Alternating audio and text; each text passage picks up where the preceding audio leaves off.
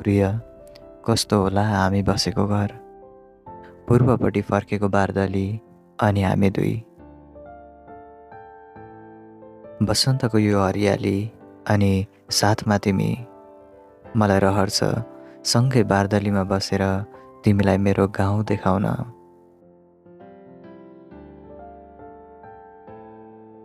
बारदलीमै बसेर म चाहन्छु तिमीलाई छेउमै लटरम्म फुलेको बखडा, पालुवा फेरेको किम्बु, झ्याङ्गिएका अलैँचीका बगानहरू अनि मुना पलाएका चियाका बुट्यानहरू देखाउन। बारदलीमै बसेर मलाई रहर छ तिमीलाई जसबिरेका डाँडाहरू देखाउन, कुहिरो र सल्लाघारीको प्रेम कथा सुनाउन। म कल्पन्छु जुनेली रातमा बारदलीमै बसेर हामी बीच सुख दुःखका बात साट्न, हृदयका खुसी ओठमा साट्दै पुनः विगतका दिनहरूमा फर्कन। मलाई रहर छ जुनेली रातमा यो मन्द बतासले तिम्रा केसहरू फरफर उडाएको हेर्न, बत्तीको प्रकाशले झलमल्ल भएको प्याङ सोयाङ र नयाँ बजार हेर्दै तिम्रो मुखारबिन्दबाट ओहो कति राम्रो नि भनेको सुन्न।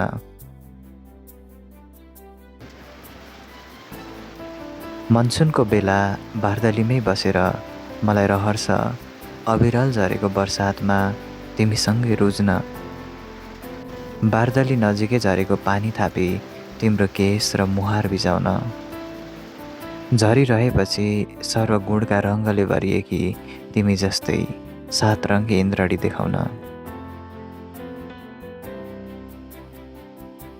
बिहानीको सूर्योदय, चिरबिर चरीका गीतहरू अनि पुसमाघको ठन्डी मौसम तिमीलाई हिमाल देखाउन नसकुला, तर मलाई रहर छ तिमीलाई हिउँले ढाकेका पहाडहरू देखाउन, सेताम्मे भएर सजिएका सन्दकपुर र जौबारीमा तिमीसँगै रमाउन।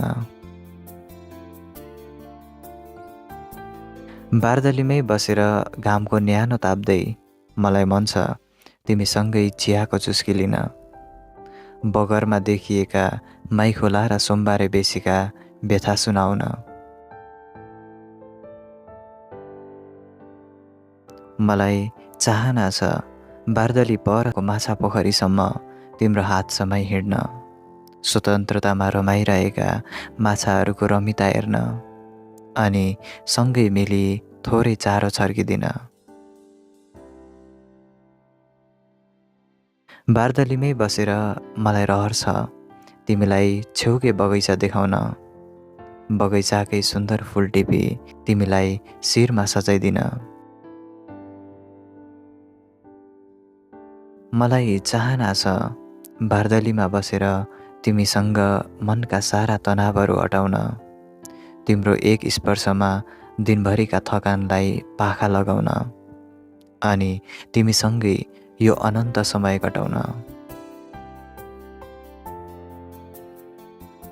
मलाई साँच्चीकै रहर छ बारदलीमै बसेर तिमीसँग भोलिका सुन्दर सपना सजाउन, तिमीसँगै बसेर एउटा नयाँ कथा सुरु गर्न।